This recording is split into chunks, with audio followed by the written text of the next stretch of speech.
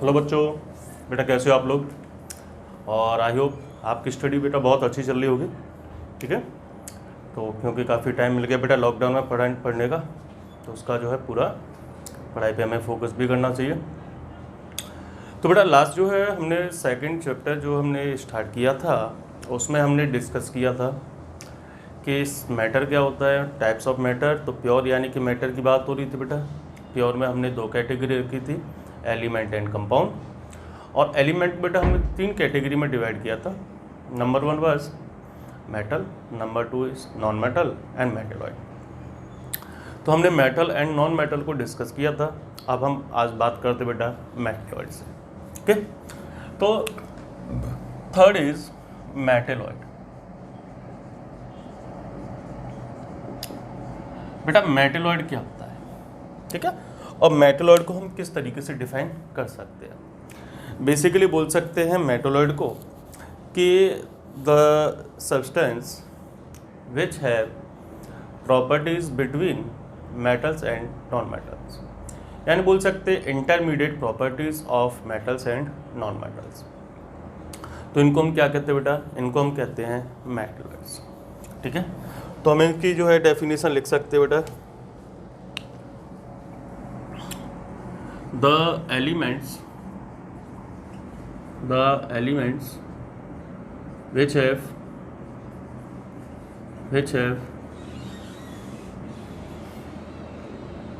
properties of both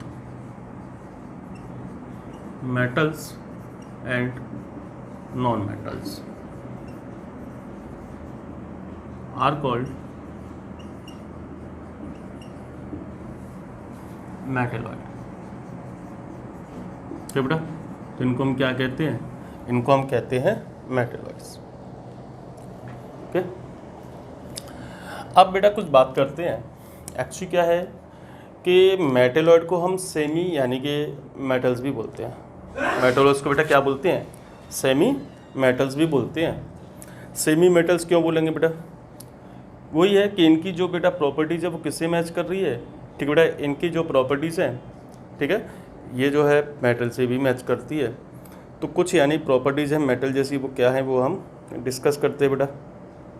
ठीक है, तो जैसे कि हमने डिस्कस किया था कि जैसे बेटा जो मेटल्स होती हैं ये करंट की यानी कि गुड कंडक्टर होती हैं।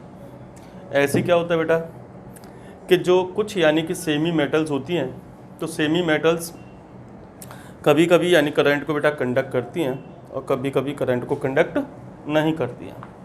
ठीक है, तो इनको हम कहेंगे, सॉरी एक मिनट बेटा,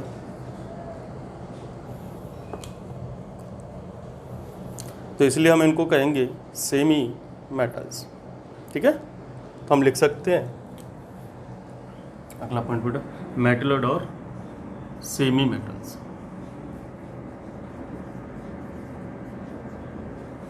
ठीक है, लिख सकते हैं। एक बड़ा इंपॉर्टेंट बेटा इंटरेस्टेड पॉइंट है इसमें, metalloid are also called semi conductor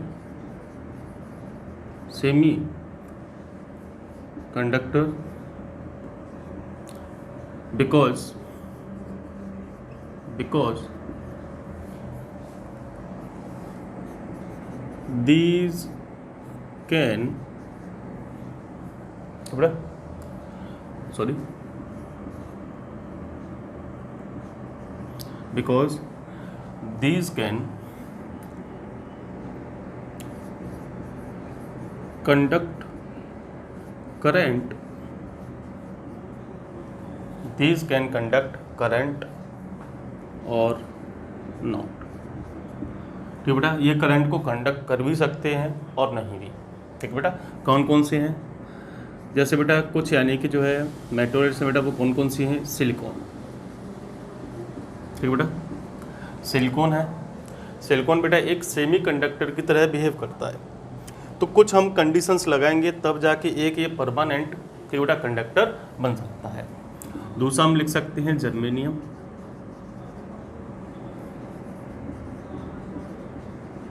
जिसका सिंबल है Ge।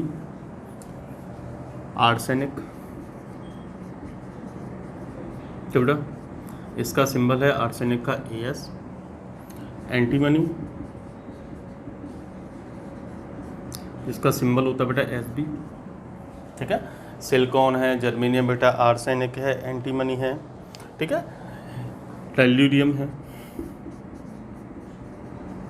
जिसका सिंबल है Te।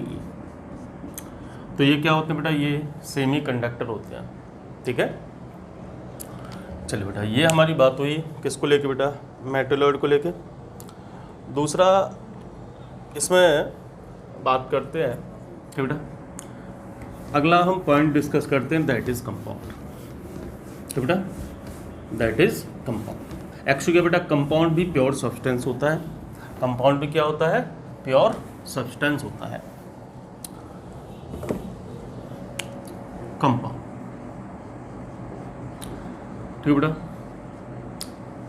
एक्चुअली क्या होता है, जैसे बेटा एलिमेंट होता है सेम टाइप के एटम से मिलके बना होता है, लेकिन जो कंपाउंड होगा वो डिफरेंट टाइप के 2 और मोर देन 2 के बेटा एटम से मिलके बना होता है। क्लियर। तो सबसे पहले अगर डेफिनेशन की बात करें तो हम लिख सकते हैं नंबर 1 बेटा, एक compound is pure substance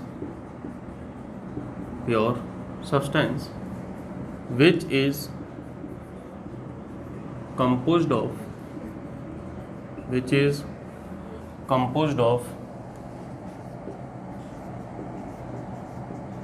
different types of elements। ये क्या होगा बेटा कि जो डिफरेंट टाइप के जो एलिमेंट्स होंगे उनसे ये मिलकर बना होता है। ठीक है,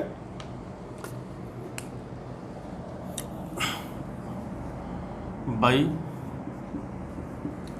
chemical combination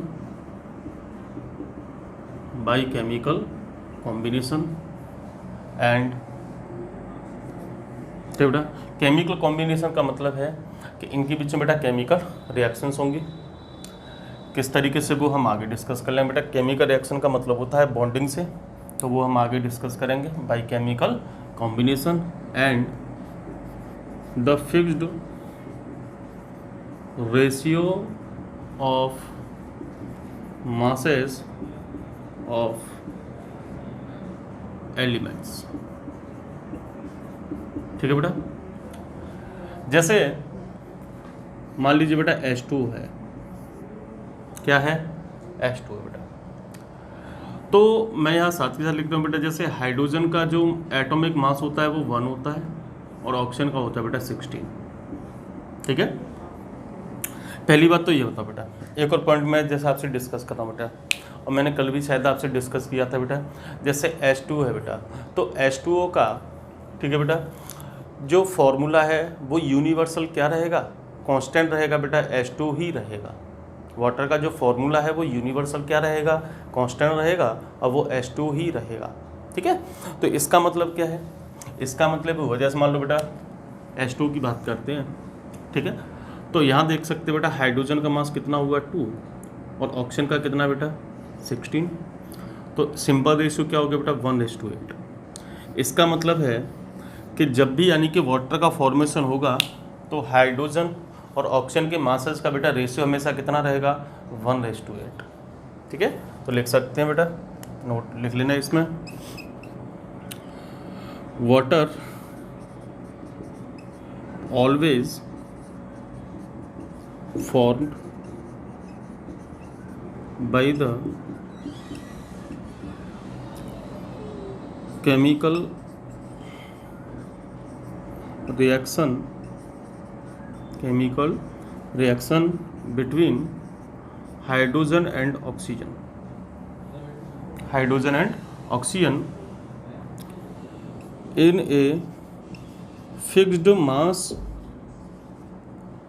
ratio in a fixed mass ratio 1:8 respectively.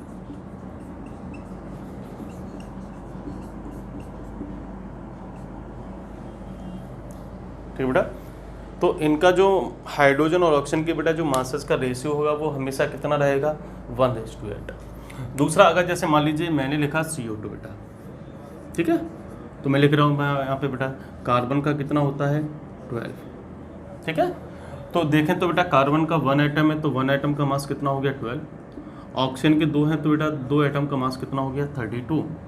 तो बेटा इनके जो है मासेस का रेशियो हमेशा कितना रहेगा 3:8, यानी कि जब भी CO2 का फॉर्मेशन होगा तो उसमें कार्बन और ऑक्सीजन की मासेस का रेशियो बेटा हमेशा कितना रहेगा 3:8। ठीक है, ये सिर्फ किसके लिए बात हो रही बेटा CO2 के लिए। ठीक है, अगर जैसे मान लीजिए अगर हम और भी एग्जाम्पल ले लें बेटा, जैसे मान लो कि हमने लिखा, ठीक है बेटा NO2, ठीक है, तो नाइट्रोजन बेटा कितना होता है 14, तो बेटा नाइट्रोजन का 14 हो गया और ऑक्सीजन कितना हो गया बेटा 32, तो सिंपल रेशियो क्या है बेटा 7:16, यानी कि नाइट्रोजन का यानी NO2 का तब जब भी फॉर्मेशन होगा तो नाइट्रोजन और ऑक्सीजन के मासेस का रेशियो कितना होगा बेटा 7:16। ओके, अगला पॉइंट बेटा, अब हम सेकंड पॉइंट को जो है डिस्कस करते बेटा।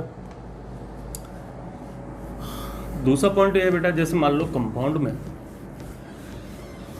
कंपाउंड की जो प्रॉपर्टीज होती हैं उसमें प्रेजेंट जो एलिमेंट है बेटा, ठीक है, जो भी एटम्स हैं तो उनकी प्रॉपर्टी से डिफरेंट होती है, उनकी प्रॉपर्टी से क्या होती है डिफरेंट होती है। तो हम सेकंड पॉइंट डिस्कस कर सकते हैं, the properties of a compound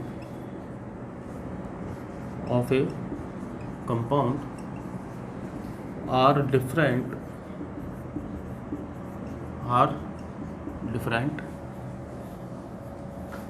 from the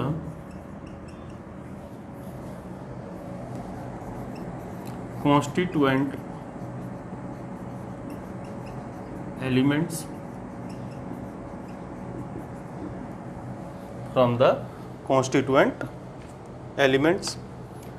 अब जैसे बेटा अगर हम बात करें वाटर है, तो अगर हम देखें तो जनरली वाटर किस फेज में होता है बेटा, हम रूम टेम्परेचर पे देखें तो ये नॉर्मल कंडीशन पे तो वाटर किस में होता है बेटा लिक्विड फेज में। ठीक है, हाइड्रोजन बेटा किस फेज में होता है गैसियस फेज में, और ऑक्सीजन की भी किस फेज में होता है बेटा गैसियस फेज में। ठीक है, तो हम देख रहे हैं कि हाइड्रोजन और ऑक्सीजन गैसेज हैं, लेकिन जब वो आपस में कंबाइन होते हैं, ठीक है बेटा, तो किस यानी क्या होता है इसमें कि जो वाटर का फॉर्मेशन होता है बेटा वो हमेशा किस में होगा लिक्विड फेज में, हमेशा किस में होगा बेटा लिक्विड फेज में। क्लियर। थर्ड पॉइंट का भी बेटा डिस्कस करते हैं। ठीक है, एक्चुअली क्या है बेटा कि जो कंपाउंड के जो भी बेटा कॉन्स्टिट्यूएंट पार्टिकल्स हैं उनको हम फिजिकल मेथड से सेपरेट नहीं कर सकते। ठीक है, तो लिख सकते हैं द कॉन्स्टिट्यूएंट एलिमेंट्स या particles of a compound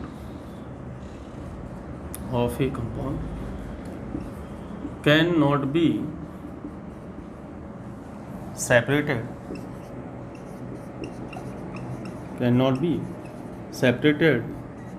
by physical method. इनको हम फिजिकल मेथड से सेपरेट नहीं कर सकते, इनको बेटा हम सिर्फ किससे करेंगे, ठीक है, सिर्फ केमिकल मेथड से। These can be separated only by chemical method।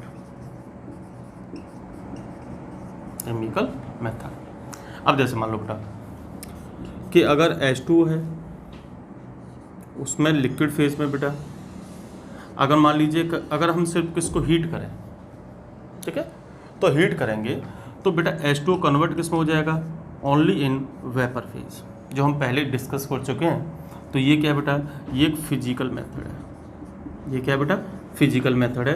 तो इसमें हम देख रहे हैं कि यहाँ भी बेटा हाइड्रोजन ऑक्सीजन कंबाइंड है और यहाँ भी हाइड्रोजन ऑक्सीजन कंबाइंड है। क्या ये सेपरेट हुए, ये सेपरेट नहीं हुए। इसमें सिर्फ क्या हो रहा है बेटा, फेज चेंज हो रही है। लिक्विड से कन्वर्ट किस में हो रहा है बेटा, वेपर में, ठीक है। अगर वही केस मान लीजिए, चलो मैं और बैलेंस करने के लिए बेटा, अगर मान लीजिए यही H2O है बेटा लिक्विड फेज में, अगर इसमें हम करंट पास कराएं, क्या बेटा, ये इसको हम बोलते हैं इलेक्ट्रोलाइसिस। इलेक्ट्रो का मतलब बेटा करंट और लाइसिस का मतलब होता है ब्रेक डाउन। जब करंट की वजह से ब्रेक डाउन होता है तो उसको हम कहते हैं इलेक्ट्रोलाइसिस। तो अब यहाँ पे क्या होगा बेटा, यहाँ पे आपको हाइड्रोजन गैस भी सेपरेट मिलेगी और ऑक्सीजन गैस भी सेपरेट मिलेगी। तो इसको हम क्या कहेंगे, इसको हम कहेंगे केमिकल मेथड। इसको हम क्या कहेंगे बेटा, केमिकल मेथड। क्लियर। अब जो है अगला पॉइंट भी बेटा डिस्कस करते हैं, ठीक है।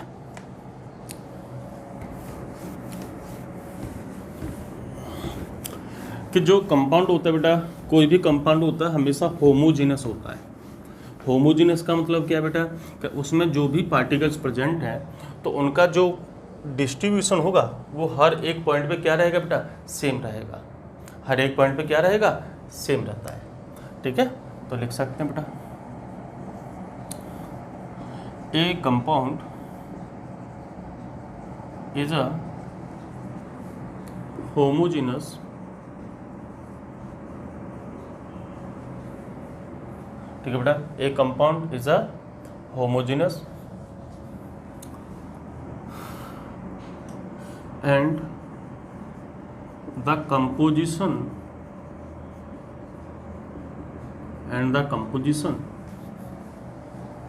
of each constituent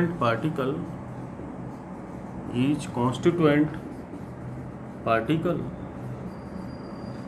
always remains same। ठीक है बेटा, कि अब जैसे मान लो बेटा एक आप सिंपल एक्सपेरिमेंट करके देखते हैं। मान लीजिए बेटा एक यानी कि गिलास में हमने थोड़ा सा पानी फिल कर रखा है बेटा, वाटर फिल कर रखा है, ठीक है। तो आप ऐसा नहीं है कि यहाँ पे यानी कि वाटर का कलर कुछ है, यहाँ पे कुछ और है, या ऐसे हो रहा बेटा यहाँ से ऑक्सीजन रिमूव हो गई तो यहाँ कुछ नहीं बचा, यहाँ एम्प्टी स्पेस हो जाए, ऐसा कुछ नहीं बेटा, ठीक है। क्योंकि एक्चुअली क्या है बेटा, यहाँ पे यानी कि जो है हाइड्रोजन और ऑक्सीजन का जो भी कंपोजिशन है बेटा वो थ्रू आउट पूरे वाटर में क्या रहेगा, सेम रहेगा, ठीक है। तो इसको हम क्या कहेंगे बेटा, होमोजेनस। इसको हम क्या कहेंगे, होमोजेनस, ठीक है।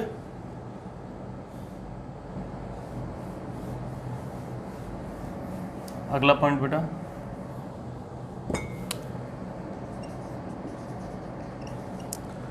अगला पॉइंट है नंबर 5 बेटा।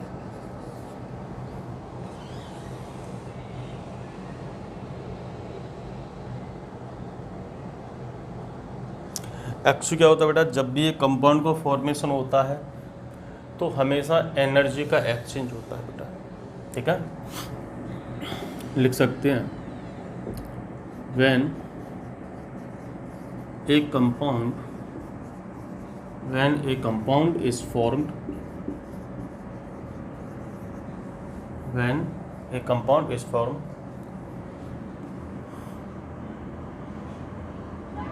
the energy change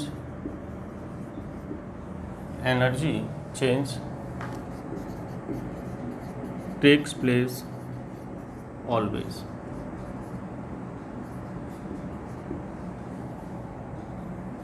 in form of heat और करंट, ठीक है बेटा। या तो हम करंट की फॉर्म में देखेंगे या हीट के फॉर्म में, ठीक है।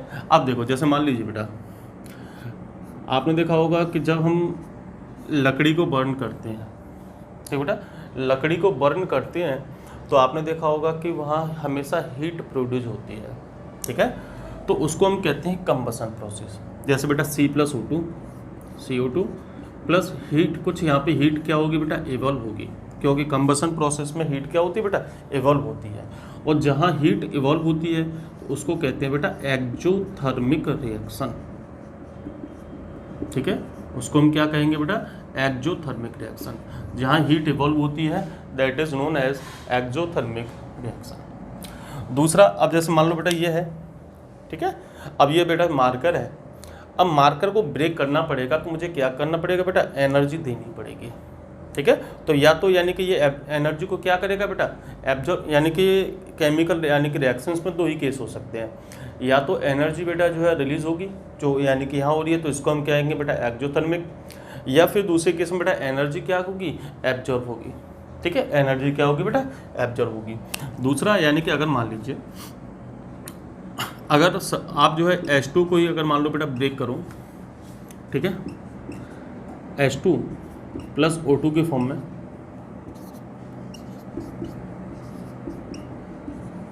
ठीक है, तो यहाँ पे क्या होगा बेटा, यहाँ आपको एनर्जी देनी पड़ेगी। मैंने देखा था ना, करंट वाला एग्जांपल लिया था बेटा। तो ऐसे रिएक्शन को हम क्या कहेंगे बेटा, इनको कहते हैं एंडोथर्मिक रिएक्शन। इनको हम क्या कहेंगे बेटा, एंडोथर्मिक रिएक्शन, ठीक है। तो हम डेफिनेशन लिख लेते हैं एक्जोथर्मिक रिएक्शन का और एंडोथर्मिक का बेटा। तो एक्जोथर्मिक क्या होती हैं, the reactions in which energy is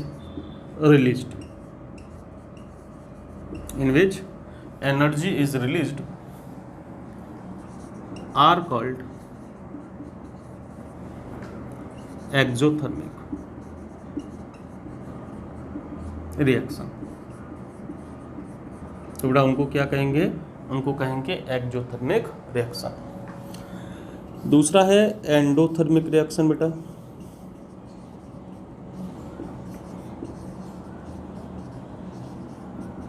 ठीक है, तो एंडोथर्मिक के केस में क्या है बेटा कि एनर्जी यानी क्या होगी, एब्जॉर्ब होगी। तो लिख सकते हैं the reactions in which energy is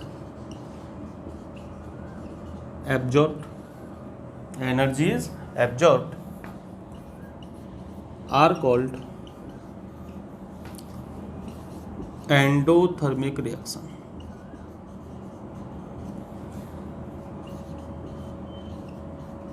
are called endothermic reactions। Okay, अब बेटा अगला जो है पॉइंट हम डिस्कस कर लेते हैं बेटा।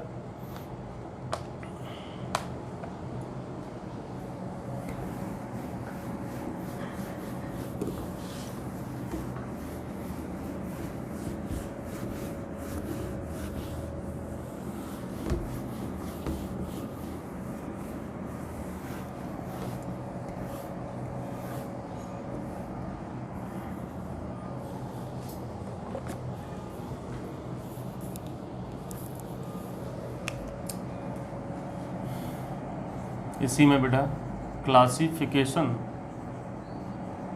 ऑफ कंपाउंड, ठीक है। तो सबसे पहले क्या करते हैं बेटा, सबसे पहले हम जो है कुछ यानी कि जो है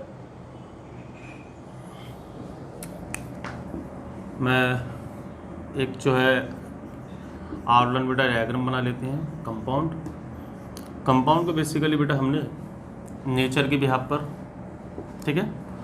तो यानी कि लिख सकते बेटा हमने 3 टाइप से बेटा डिवाइड किया है। Number 1 nature, number 2 is bonding and number 3 is composition. ठीक है। नेचर के बिहाफ पे जैसे हमने बेटा डिवाइड किया है कोवेलेंट कंपाउंड,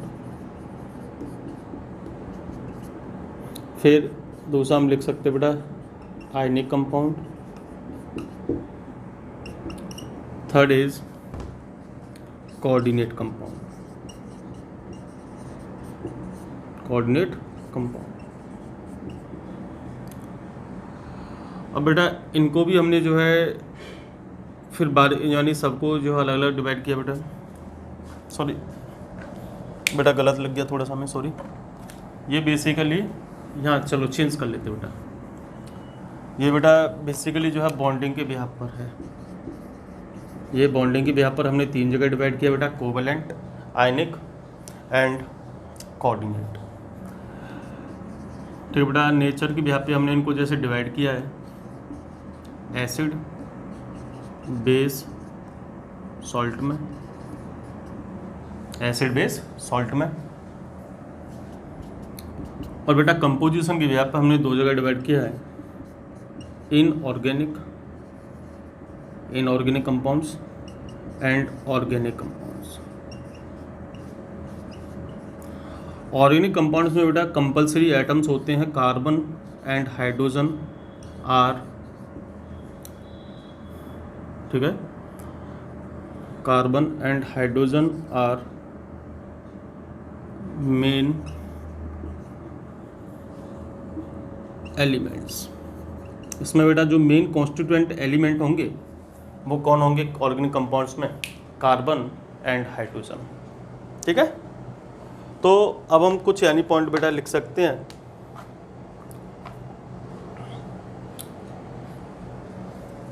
ठीक है बेटा। चलिए अब मैं इन पॉइंट को बेटा एक थियरी के फॉर्म में हम लिख लेते हैं यहाँ पे। Number 1,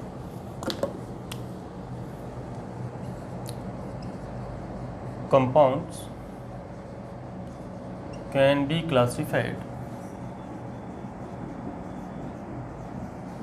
classified into inorganic and organic.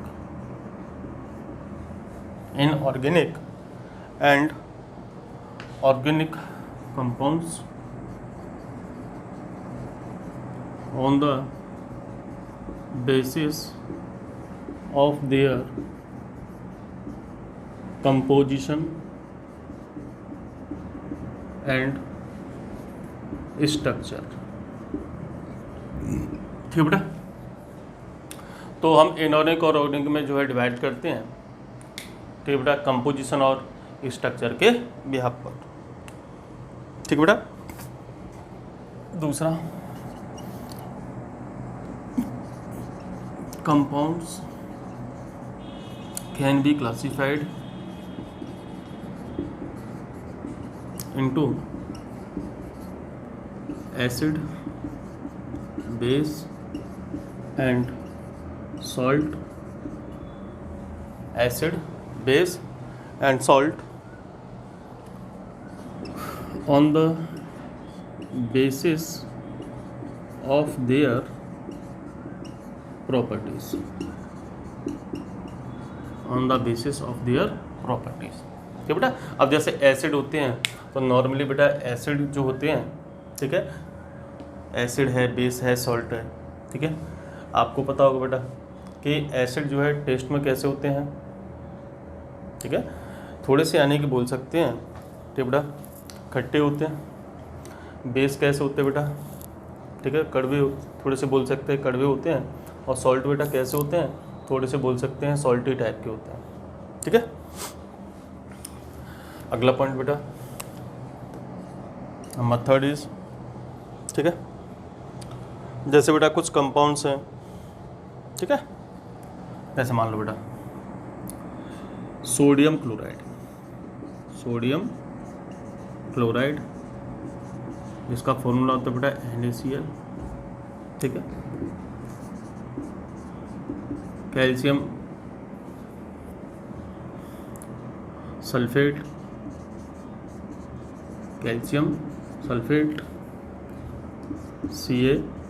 CaSO4, ठीक है। पोटेशियम या मैग्नीशियम,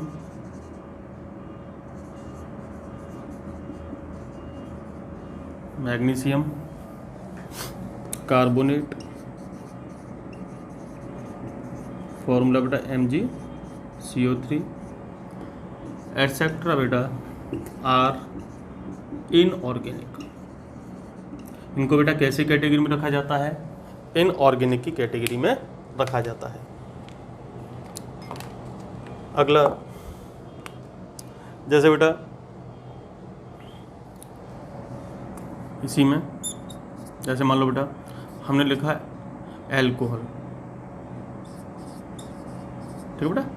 जैसे एल्कोहल का मैं एक लेके चल रहा हूँ, जैसे बेटा C2H5OH, ठीक है। ग्लूकोज, इसका फॉर्मूला होता है बेटा C6H12O6। Methane gas, methane gas, इसका बेटा फॉर्मूला क्या होता है? CH4 etcetera are organic. तो बेटा इनको हमने किस कैटेगरी में रखा है? इनको रखा है हमने ऑर्गेनिक की कैटेगरी में। अगला पॉइंट,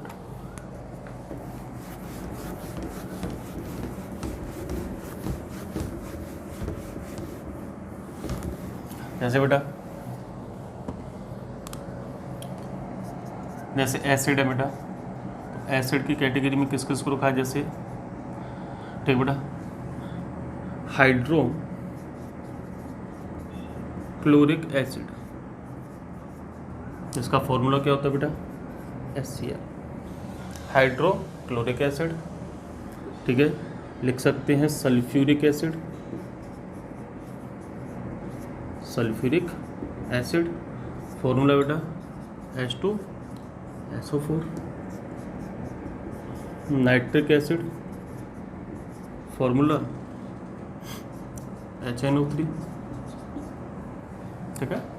बेस बेटा, बेस की हम कैटेगरी में रख सकते हैं जैसे सोडियम हाइड्रोक्साइड, सोडियम हाइड्रोक्साइड जिसका फॉर्मूला क्या है बेटा? NaOH, ठीक है। कैल्शियम हाइड्रोक्साइड, कैल्शियम हाइड्रोक्साइड बेटा जिसका फॉर्मूला क्या है बेटा? CaOH whole twice, CaOH whole twice, ठीक बेटा। ये किसका मैंने कि जो है एग्जाम्पल है बेटा बेस का। लिख सकते हैं अमोनियम हाइड्रोक्साइड, अमोनियम हाइड्रोक्साइड बेटा जिसका फॉर्मूला क्या है? NH4OH, ठीक है। अब बेटा कुछ सॉल्ट की कैटेगरी में ले लेते हैं। जैसे बेटा हमने लिखा था सोडियम क्लोराइड,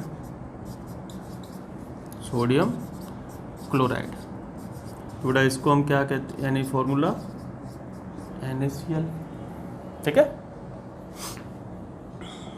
दूसरा हम ले सकते हैं जैसे बेटा पोटेशियम नाइट्रेट,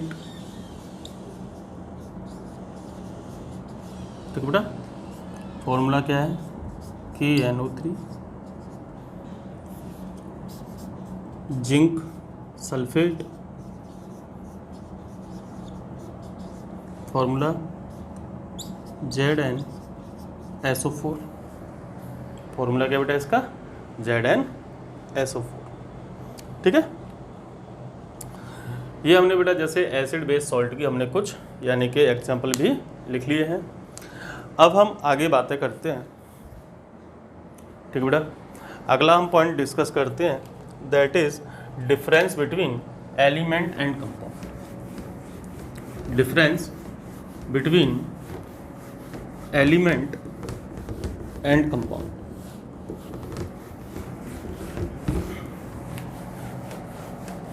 तो हेडिंग लिखते बेटा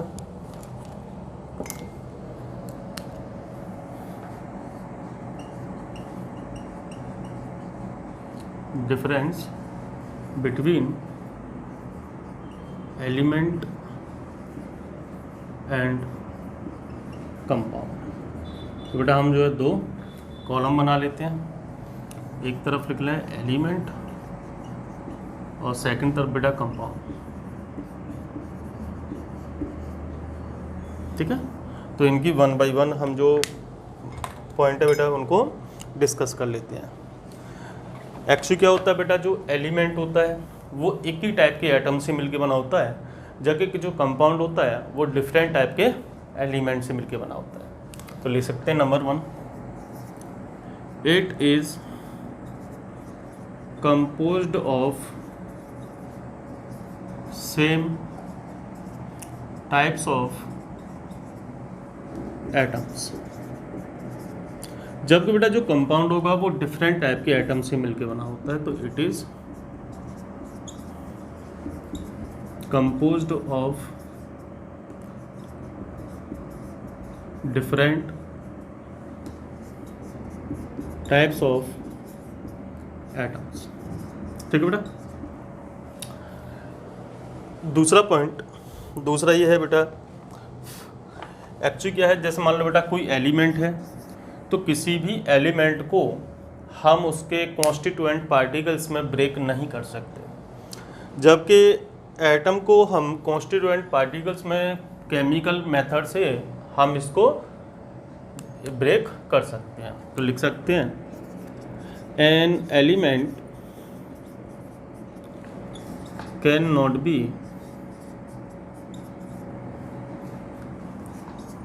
broken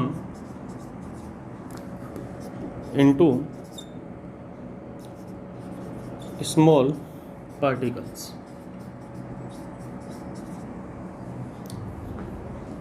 by any method.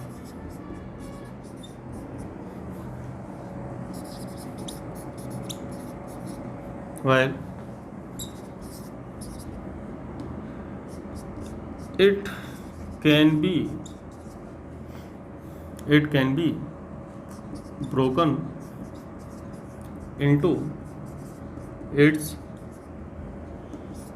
constituent particles by chemical method। जबकि बेटा इनको हम केमिकल मेथड के थ्रू सेपरेट कर सकते हैं, ब्रेक कर सकते हैं। ठीक है, ये पॉइंट हम पहले भी बेटा डिस्कस कर चुके हैं। जो मैंने आपको एग्जांपल दिया था बेटा वाटर के केस का, कि वाटर को हमने ब्रेक किस में किया था, केमिकल मेथड से, हाइड्रोजन में और ऑक्सीजन में। ठीक है बेटा। तो एक्चुअली क्या बेटा, जो एलिमेंट का जो नंबर है वो लिमिटेड है। ठीक है, तो लिख सकते हैं elements are limited in number while, लेकिन बेटा कंपाउंड जो है एक लार्ज नंबर में है। ठीक है, तो लिख सकते हैं देयर आर या there is a large number, there is a large number of known compounds, known compounds. Clear बेटा। नंबर 4 को भी हम डिस्कस कर लेते बेटा। तो नंबर 4 कहता है बेटा, ठीक है, एक्चुअली क्या बेटा, किसी भी एलिमेंट की जो प्रॉपर्टी होती है वो एटम की प्रॉपर्टी से मैच यानी कि सिमिलर होती है, जबकि कंपाउंड की प्रॉपर्टी होती है, ठीक है बेटा, वो एटम की प्रॉपर्टी के इक्विवेलेंट नहीं होती है। तो लिख सकते हैं the property of an element is similar to the its atom। तो बेटा जो यानी कि एटम की प्रॉपर्टी होगी बेटा वही किसकी होगी, एलिमेंट की। लेकिन लिख सकते बेटा the property of a compound is not similar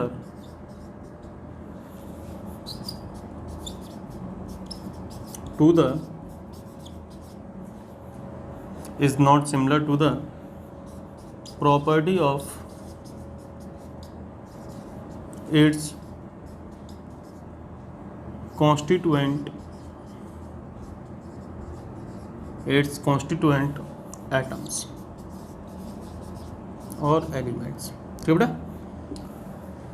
तो ये है यानी कि अगर हमने देखा था बेटा, जैसे मान लो कि अगर एक आयरन की रॉड ले रहे हैं तो उसमें यानी देखा जाए तो बेटा सभी क्या है, आयरन के एटम है, और वो सभी एटम्स मिलके क्या बना रहे हैं, आयरन एलिमेंट। ठीक है, और अगर हम दूसरी बात करते हैं कि अगर कंपाउंड की बात करते हैं, जैसे बेटा हमने हाइड्रोजन ऑक्सीजन लिए थे, दोनों गैसेज हैं, और लेकिन जब वो कंपाउंड वाटर का फॉर्मेशन करते हैं तो वाटर क्या होता है बेटा, लिक्विड फेज में होता है, जबकि वाटर, हाइड्रोजन और ऑक्सीजन इनकी प्रॉपर्टी एक दूसरे से बिल्कुल भी मैच नहीं करती है बेटा। ओके स्टूडेंट्स, तो बेटा आज हमने जो है डिस्कस किया कंपाउंड्स में, यानी कि जो है यानी कंपाउंड्स को, और difference between element and compounds. तो डियर स्टूडेंट्स, तो नेक्स्ट क्लास में अब हम आगे जो है सेशन में डिस्कस करेंगे। ओके।